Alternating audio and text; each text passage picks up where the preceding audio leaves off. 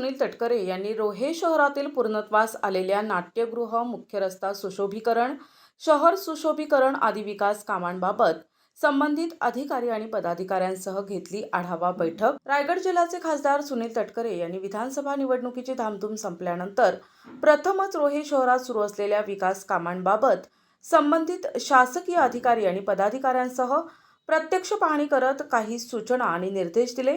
यावेळी खासदार सुनील तटकरे यांनी पूर्णत्वास आलेल्या नाट्यगृह, मुख्य रस्त्यावर दुभाजक आणि सुशोभीकरण, शहरातील सर्व चौक आणि रस्ते सुशोभीकरणाची प्रत्यक्ष पाहणी करून सूचना आणि निर्देश दिले। तदनंतर नगर परिषद सभागृहात आढावा बैठक घेतली। या बैठकीत रोह्यात होत असलेल्या राज्यात 1 नंबरचे स्टेडियमची आणि शहरातील सुशोभीकरणाची प्रत्याकृती दाखवण्यात आली आणि रोहा रेल्वे स्थानकावर थांबणाऱ्या मेलगाड्या, शहरातील शाळांसाठी डिजिटल फलक, एसटी महामंडळ याविषयी रोहा आणि मुरुडच्या समस्या, नगर परिषदेच्या वाढीव कर आणि उपस्थितांच्या अन्य समस्यांबाबत शासकीय अधिकाऱ्यांना मार्ग काढण्यास सूचना दिल्या आहेत। यावेळी त्यांच्या समवेत तहसीलदार किशोर देशमुख, पोलीस निरीक्षक देविदास मुपडे, उपनगराध्यक्ष महेश कोल्हटकर, महेंद्र गुजर, राजू जैन, मयूर दिवेकर, अहमद दर्जी, अजित मोरे आणि सर्व संबंधित शासकीय अधिकारी, पदाधिकारी आणि रोहेकर उपस्थित होते। अद्ययावत नाट्यगृह जे होतं आहे ते महाराष्ट्रातील क्रमांक 1चं असेल। त्या नाट्यगृहाचं काम आता अंतिम टप्प्यात आलेलं आहे। त्यामुळे त्या एकंदरीत नाट्यगृह नाट्यरसिक प्रेक्षकांच्यासाठी आणि संबंध जनतेसाठी मार्चच्या आसपास नक्की त्या ठिकाणी उपलब्ध होईल। त्याचबरोबर हा जो मुख्य रस्ता आहे त्या रस्त्याचा डिवायडर आणि डिवायडरच्या वरती अतिशय उत्तम पैचं हेरिटेज क्वीन्स नेकलेसच्या धर्तीवरती स्ट्रीट लाईट याचासुद्धा आढावा घेतला। तेही काम लवकर सुरू होईल।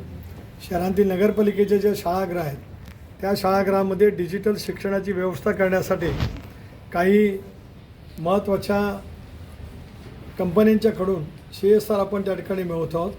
तर नगरपालिकेमध्ये दिलं जाणारं शिक्षण संगणकीकृत आणि आता ज्या युगामध्ये आपण वावरतो आहोत त्याला अपेक्षित असलेलं सगळा कायपालट या सगळ्या नगरपालिकेच्या प्राथमिक आणि माध्यमिक शाळांमध्ये त्या ठिकाणी होईल। शहरामध्ये चौक वेगवेगळे आहेत, या चौकाचं सौंदर्यीकरण कसं करता येईल आणि ते एकदा सौंदर्यीकरण झाल्याच्या नंतर त्याच्यामुळे अनेक वेळेला वाहतुकीची कोंडी होते, शहरामध्ये कचरा खूप मोठ्या प्रमाणावरती आढळतो, अस्वच्छता मोठ्या प्रमाणावरती होते। त्या दृष्टिकोनातून सुद्धा कसा मार्ग काढता येईल त्याच्याही सूचना दिल्यात।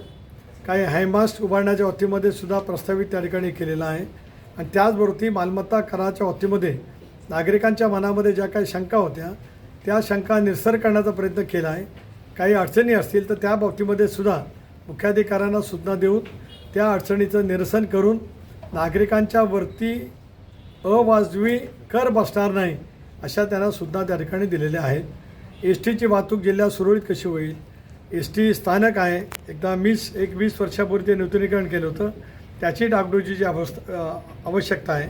स्वर्गीय विलासराव परिवहन मंत्री असताना रोह्याचा डेपो सुरू झाला, तेथील स्टाफ क्वार्टर असेल किंवा डेपोची एकंदरीत अवस्था असेल, इथल्या माझ्या काही सहकारी मित्रांनी ती बाब निदर्शनास आणून दिली। त्याही दृष्टिकोनातून पुढच्या कालावधीमध्ये अतिशय उत्तम पैचं डेपोचा आभार, डेपोमध्ये राहणारे सगळे कर्मचारी, अधिकारी यांच्या निवासाच्या दृष्टिकोनातून सुद्धा निधी उपलब्ध करून दिला जाईल। नाट्य रसिकांची डॉक्टर मनमोहन सिंग यांचं दुःखद निधन काल झालं।